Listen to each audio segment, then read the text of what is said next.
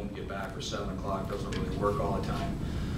So your day's all set up with knowing that you got 3 or 4 hours in the afternoon to get stuff done. And Andy was let go approximately 7:15. He told us approximately 7:30, approximately 7:40, 7:45. Larry pulled me in the room and told me I had a flight at 10:50 to Chicago. And I was a new head coach of the Peoria Rivermen, so I didn't get my shirt off. It was just pick the bag up, go home, talk to the family, talk to JD on the phone on the way to the airport. He wished me well and gave me some encouragement, packed a few things, and get to the airport. So it was one long day.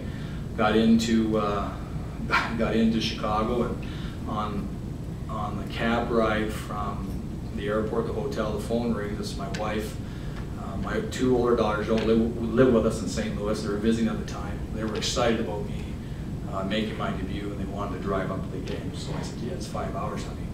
And my oldest daughter has a little girl, so she's my granddaughter. So the 5 girls came up and were there for my debut after a 5-hour trip. So we met at the hotel around 3:30, 4 o'clock, and had a little group hug, and then was off the rink and away we went. Coach, tell everybody about the significance of January 2nd. Tough day in my life. I was traded January 2nd, 1992, in the largest NHL trade in NHL history. So a 5-for-5 trade between the Calgary Flames and Toronto Maple Leafs. So this coaching change happened on January 2nd. My oldest daughter was a little bit of a hockey nut. She's married to Andre Benoit, who plays defense for the Hamilton Bulldogs. She reminded me of the significance of that day. So that was kind of neat. And the other really interesting thing about this change, one of our New Year's Eve traditions in the Wamsley family, especially when we're all together, is we like to have Chinese food on New Year's Eve night. And so we had played Vancouver on New Year's Eve, and we're all home around the fire and all comfortable. And so the fortune cookie comes around, and my daughter she just throws me a cookie, and as you can see, I've had a few cookies in my life. So I enjoyed it, and I read the note, and the note inside said, "A refreshing change is coming your way." Oh, wow. Wow, yeah, it was. I still got it. So fate might have played its hand, but it was a fun couple of days.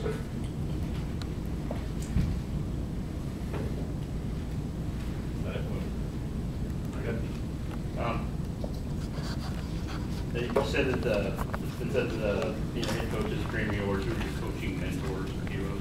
I'm just taking a lot from everybody I played from.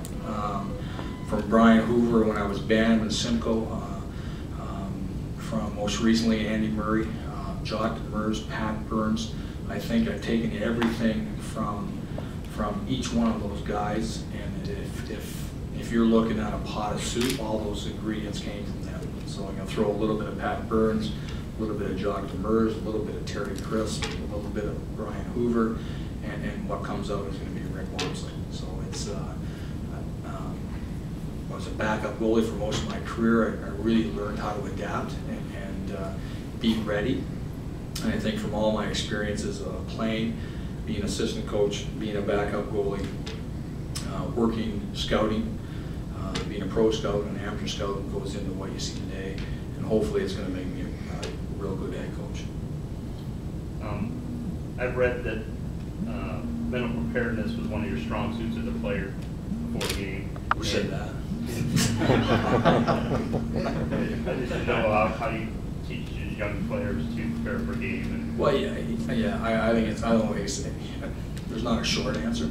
I think I had an ability, and it hurt me and helped me. It helped me in the sense that I had a long career. It hurt me because I had an ability to sit on the bench for 10 days and commit and give the team a chance to win.